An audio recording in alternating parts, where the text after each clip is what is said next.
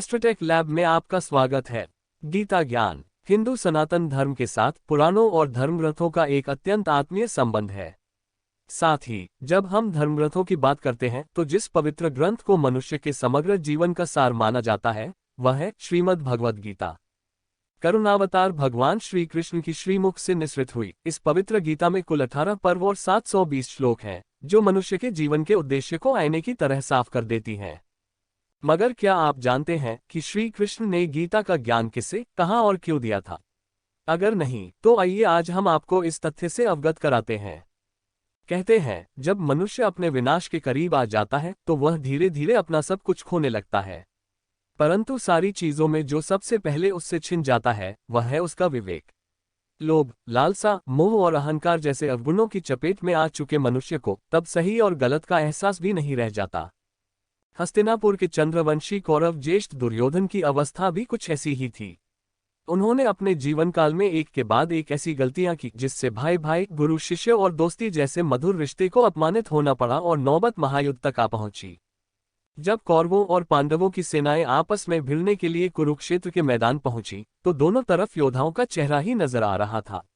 एक तरफ गांडीवधारी अर्जुन और महाबली भीम तो दूसरी तरफ सूर्यपुत्र कर्ण और अश्वत्थामा जैसे योद्धा। ऐसा प्रतीत हो रहा था कि प्रकृति को भी आभास हो गया था कि यह युद्ध कितना भयंकर होने वाला था। इन सब के बीच अचानक से पार्थ का हृदय विचलित हो उठा। उन्हें लगने लगा कि मेरे विपक्ष में जिन योद्धाओं का चेहरा मैं देख पा रहा हूं वे सब तो मेरे अपने ही हैं। गुरु द्रोणाचार्य, पितामह भीष्म, इन्होंने बचपन से मुझे प्रेम और जीवन की शिक्षा दी है। मैं भला अपने ही लोगों से युद्ध कैसे कर सकता हूं? पांडव श्रेष्ठ अर्जुन को युद्ध क्षेत्र में इस प्रकार शिथिल और विचलित देख भगवान श्री कृष्ण को यह आभास हुआ कि अब अर्जुन को उनके वास्तविक स्वरूप से परिचित कराने का उपयुक्त समय प्रस्तुत है। तब उन्होंने समय को वहीं स्थित करते हुए पार्थ को गीता के ज्ञान से अवगत कराया। उन्होंने अर्जुन को बताया कि संपूर्ण सृष्टि के सार एकमात्र वही हैं। उन्हीं की मर्जी से यह युद्ध हो रहा है, क्योंकि धर्म की स्थापना के लिए ये युद्ध अत्यंत जरूरी हो चुका है। उन्होंने अर्जुन को ये भी बताया कि मनुष्य का सबसे बड़ा और गहरा रिश्ता सिर्फ कर्मों से होना चाहिए। इसके अलावा जीवन के सभी रिश्ते क्षणिक हैं। इसके बाद अर्जुन के आग्रह का मान रखते हुए उन्होंने अपना वास्तविक विशाल स्वरूप उन्हें दिखाया। प्रभु का ऐसा स्वरूप देखकर अर्जुन को यह एहसास हो गया कि इस धर्मयुद्ध में स्वयं धर्म की उनके साथ है। अतः उनका कर्तव्य है इस धर्मयुद्ध में निष्ठा के साथ हिस्सा लेना और विजय के लिए प्रयत्नशील रहना। भगवान श्री कृष्ण द्वारा दिए गए जिन उपदेशों की वर्तमान में भी प्रासंगिकता झलकती है वैसे ही कुछ उपदेश हैं। 1. यदा यदा ही धर्मस्य ग्लानिर्भवति भारतः अभ्युत्थानम् अधर्मस्य तदात्मान सृजाम्यहम्। अर्थात जब जब इस धरती पर धर्म में ग्लानि होगी, जब भी धर्म का बंटवारा होगा, तब तब परमात्मा अधर्म का विनाश करने हेतु धरा पर अपना सृजन करेंगे यानी अवतार लेंगे। इसलिए मनुष्य को अधर्म की तरफ होने वाली आसक्ति से दूरी बनाए रखनी चाहिए। 2. परित्राणाय साधूनां विनाशाय च दुष्कृताम् धर्म संस्थापनार्थाय संभवामि युगे युगे।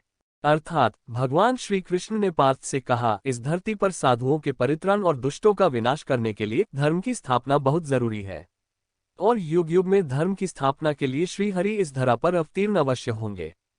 3. कर्मण्येवाधिकारस्ते मा फलेषु कदाचन मा कर्मफल हेतुर्भूर्मा ते संगोस्त्व कर्मणि। अर्थात भगवान श्री कृष्ण अर्जुन से कहते हैं, तुम्हारे कर्मों पर ही सिर्फ तुम्हारा अधिकार है, उससे मिलने वाले फलों पर नहीं। इसलिए फल की चिंता न करते हुए तुम्हें अपने कर्मों पर ध्यान लगाना चाहिए। तभी तो प्रत्येक मनुष्य को अपने कर्मों के प्रति आसक्त रहना चाहिए, न कि उसके फल के प्रति। 4. नैन छिद्रंती शस्त्राणि नैन दहती पावक न चैन क्लेदयन्त्यपो न शोषयति मारुत। अर्थात मनुष्य की आत्मा को ना शस्त्रों से काटा जा सकता है और न आग से जलाया जा सकता है। साथ ही आत्मा कभी भी पानी और हवा से भी प्रभावित नहीं की जा सकती। इसलिए मनुष्य को सदैव अपनी आत्मा को दृढ़ एवं शुद्ध रखना चाहिए। भगवान श्री कृष्ण के गीता का उपदेश हमारे समग्र जीवन यात्रा का एकमात्र सार है। गीता के इन उपदेशों से हमें भी यही सीख मिलती है कि जीवन में कर्म से बड़ा हमारा कोई कर्तव्य नहीं है। इसलिए हमें सदैव ही सत्कर्मों में खुद को लीन रखना चाहिए। अगर आपको हमारा ये प्रसंग पसंद आया तो ऐसी ही सुंदर और धर्म से जुड़े प्रसंगों को सुनने के लिए जुड़े रहिए एस्ट्रोटेक लैब के साथ। प्लीज शेयर और like this video with your beloved. Thanks for watching.